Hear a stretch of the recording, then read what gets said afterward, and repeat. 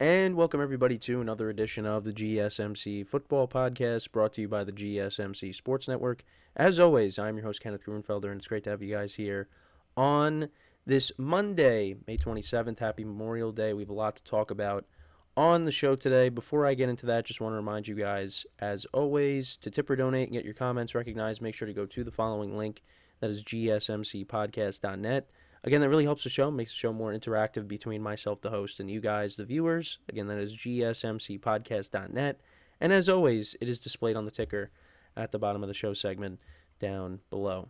So let's get into what we are going to talk about for today. So we're going to start off the show by talking about Joe Burrow and the Bengals. Joe Burrow having no limitations in OTAs, recovering from the wrist injury that he suffered last season. So we'll get into that, discuss that at the top of the show here.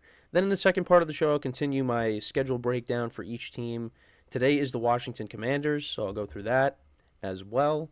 Then in the third part of the show, I'll talk about Aaron Rodgers and him expressing confidence in the Jets going into 2024.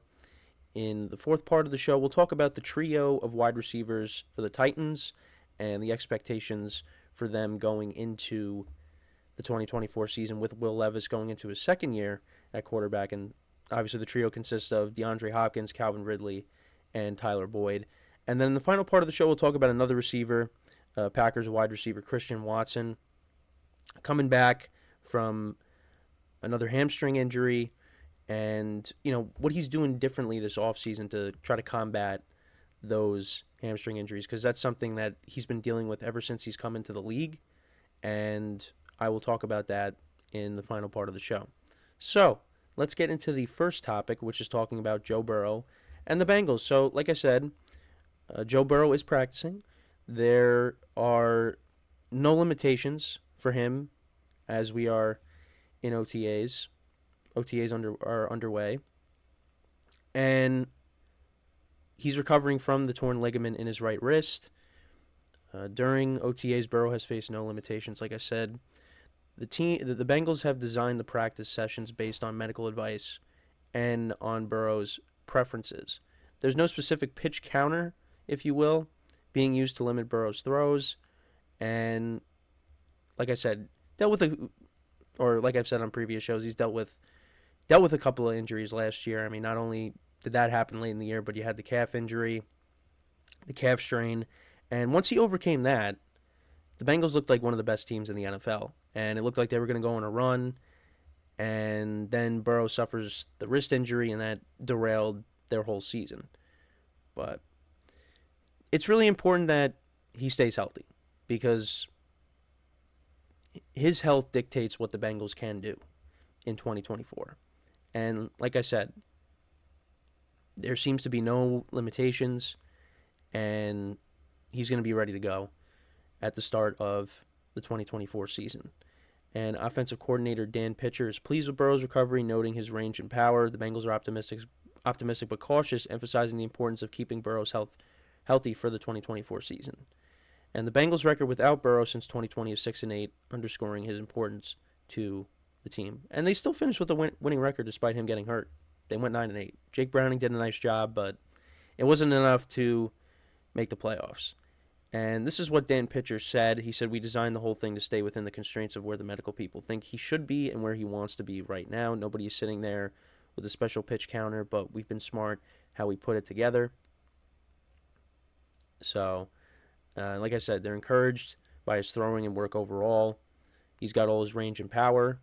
Again, that's another thing that the offensive coordinator had to say. So, like I said, his health is going to dictate what the Bengals can do.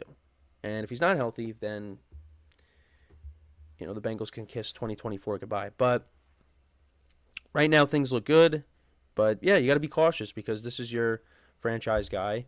And not even just from last season, but in previous years, Burrow has dealt with injuries. Obviously, his rookie season, his knee got tore up against the Commanders, the Washington football team at the time. And you want to keep this guy healthy. And the offensive line is something that they prioritize in the draft. I mean, they took Amarius Mims, they took a tackle in the draft, right? That's who it was, Amarius Mims, if I'm not mistaken. So they got to protect Joe Burrow. And if he's not protected, well, then he's going to get hurt again. And we'll talk about another quarterback a little later in the show where it's very important that they protect him as well. So, but if Burrow's healthy, I mean, I expect the Bengals to be a team that can go all the way. And I've said it numerous times on the show here. That's the team to look out for when talking about dethroning the Chiefs. Because they've done it before. Now, they lost Tyler Boyd. They let him go. They traded Joe Mixon. So they're going to look a little different. We're still waiting on what's going to happen with T. Higgins and whether he's going to end up getting traded before the season starts or, they're going to work something out and he's going to play at least for the 2024 season with the Bengals. I think in the long term, T. Higgins is probably gone, but short term, he could at least be staying with the Bengals for 2024. But we'll have to see. But yeah, they brought in Mike Gesicki. They brought in Zach Moss. Pair him up with Chase Brown. So that's your backfield basically going into 2024. And of course, you still have Jamar Chase, who is a top 5 wide receiver.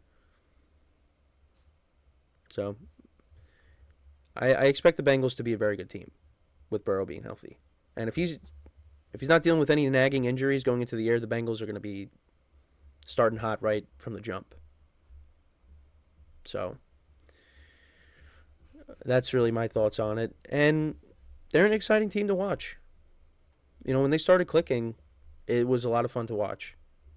Jamar Chase with that big game against the Cardinals, 3 touchdowns. They went into San Francisco and they beat the Niners by a couple scores. They really looked like they were going to go on another run. But then Burrow got hurt. And it was just weird how that all unfolded because going into that Thursday night game, and I brought this up before, he had like a sling on his arm, but he wasn't on the injury report. And then something in his wrist popped when he threw that touchdown pass to Joe Mixon. And then he was out for the year. It was just very odd how that all unfolded. But it seems like everything is going according to plan, but it's something that they are going to have to continue to monitor. So, and we got Natty Ron in the chat, and he said, "What's good, bro? What's going on?" It's been a while. I think it was like a couple weeks ago when you were in the chat. This is the year of the Tigers. Yeah, I mean, gotta hope so for you guys. If you're referring to the Bengals, not the Detroit Tigers, because they were playing good, and then they fell off a little bit. I saw they won like 14-11 against the Blue Jays the other day. But it's in the script. He said it's in the script on to New Orleans, Burrow Chase, return watch. Yeah. I mean, we'll see. The Jungle Bowl. Like I said, before you even join the chat, I think this is the team that has the best chance to dethrone the Chiefs in the AFC. Now, that doesn't mean that they're going to be the team that does it, but that's just my opinion. So, because they've done it before. I've been good. How you been, bro? I've been good. A little dealing with a little bit of a cold, if you could probably tell. But other than that, things have been good.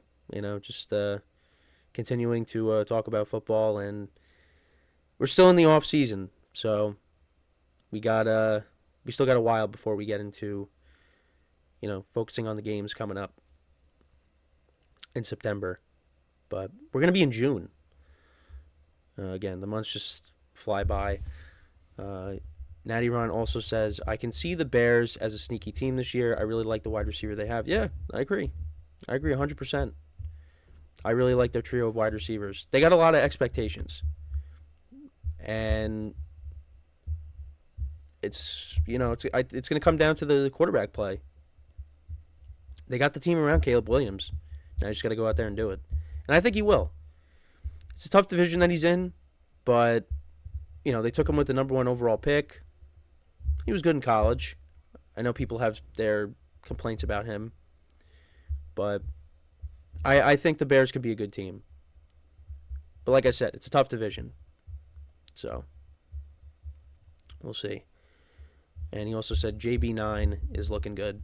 Yeah, I mean, like I said, there's no limitations. So, as long as that's the case, you got to be encouraged as a Bengals fan. So, but yeah, that's pretty much it. We're talking about this. Let me know what you guys think about what we just talked about with Joe Burrow and the Bengals. What are your expectations for the Bengals going into the 2024 season? So when we come back from our first break of the show, we're going to talk about the Commanders' 2024 schedule. I'll break it down when we come back from break. So with that being said, stick around, and we'll be right back here on the GSMC Football Podcast.